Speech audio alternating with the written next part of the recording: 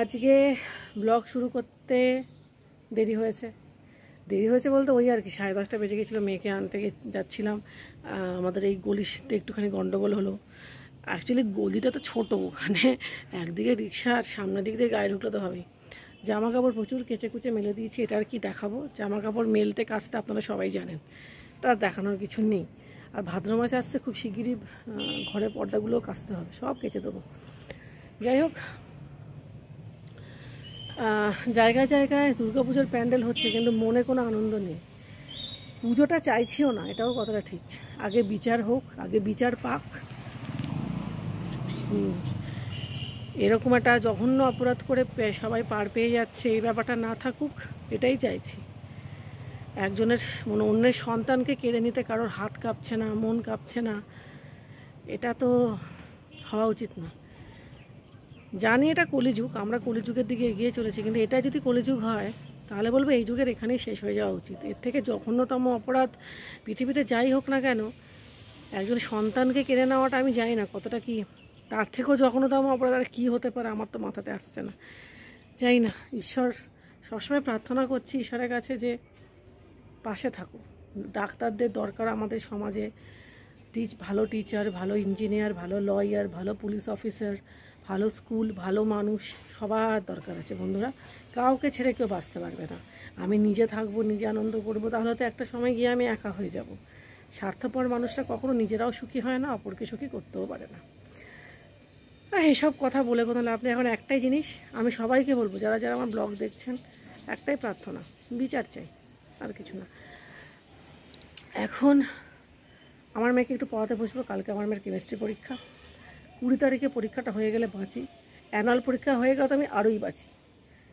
তো ঠিক আছে, এখন মেয়েকে একটু পড়াতে বসি। ব্লগিং তো পরেও চলতে থাকবে, হয়তো এর মধ্যে একটুখানি ব্লগিংয়ে ব্যাঘাত ঘটতে পারে, কারণ আমার মেয়ের পরীক্ষা চলছে এই মুহূর্তে। আমার কাছে ওর পরীক্ষাটাই ইম্পর্টেন্ট, ব্লগিংটা নয়। তো পরে কথা বলছি, আবার দেখা হচ্ছে পরে। এখন আপাতত একটুখানিই থাক। এখন চান করলাম, বৃষ্টি হয়ে গেছে এক দফা, ভালোই কিন্তু বৃষ্টি হয়েছে। এখন এসছি ফুল তুলতে, জবা ফুল হয়েছে আজকে।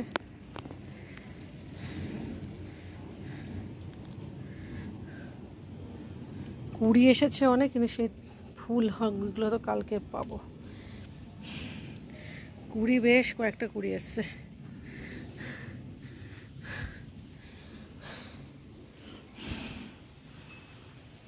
প্রচুর পামেলা ফুলও হয়েছে। যাই হোক, ফুলগুলো পেরে নি। এক হাতে মোবাইল, এক হাতে ফুল পাড়তে পারছি না বন্ধুরা। আর স্ট্যান্ডও আমি দাঁড় করাতে পারবো না, কারণ আমার কাছে এখন অত টাইম নেই যে এই মোবাইলটা স্ট্যান্ডে দিয়ে ভিডিও করব। ঠিক আছে, আবার পরে কথা বলছি। সব কমপ্লিট, কিন্তু সেই সঙ্গে মুষলধারে বৃষ্টি হচ্ছে, এত বৃষ্টি হচ্ছে।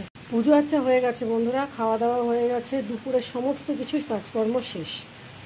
বৃষ্টি হচ্ছে সাংঘাতিক, মুষলধারে বৃষ্টি হচ্ছে, এবং খবরেও বোধহয় বলছে যে নিম্নচাপ। আমি ঠিক শিওর নই নিম্নচাপের ব্যাপারে, তবে খবরে বলছে যে নাকি নিম্নচাপ হয়েছে।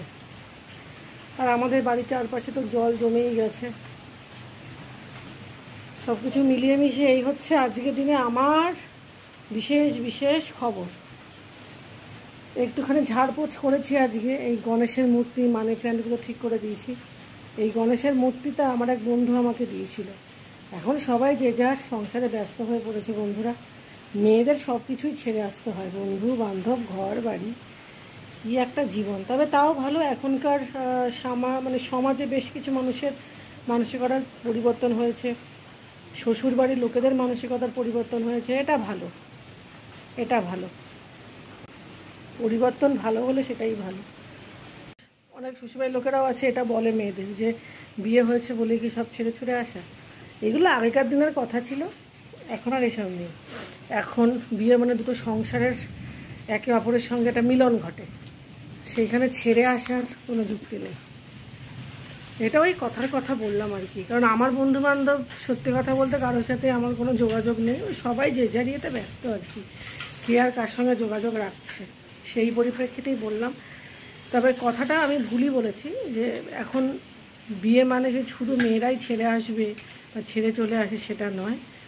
এখন মানুষের সত্যি মানসিকতার পরিবর্তন হয়েছে, এটা ফ্যাক্ট, এটা ঠিক। এটা হয়েছে পরিবর্তন। তো যাই হোক, বৃষ্টি আজকে ভালো মতনই হলো এবং রোদও উঠেছে, বৃষ্টিও হয়েছে, রোদও উঠেছে। এবার একটুখানি শোবো। ওরে বাপরে, এই যে রোদও উঠেছে, বৃষ্টিও পড়ছে, এই বেশ মজার ব্যাপার। সব জামা কাপড়গুলো তুলে ফেললাম, একটাও তো শুকোয়নি, কি জানি। দুপুর অবধি কাজ শেষ, আবার বিকেল থেকে শুরু হবে। বিকেলেও কম কাজ থাকে না, ভালোই কাজকর্ম থাকে। চা করো, চা খাওয়া, বাচ্চাদের মানে সন্ধ্যের খাওয়া, তারপরে রাতের রুটি। আজকে আবার তরকারি করতে লাগবে না। তারপরে কিছু সিঙ্গে কিছু কাপ টাপ আছে, ওগুলোকে ধোয়া।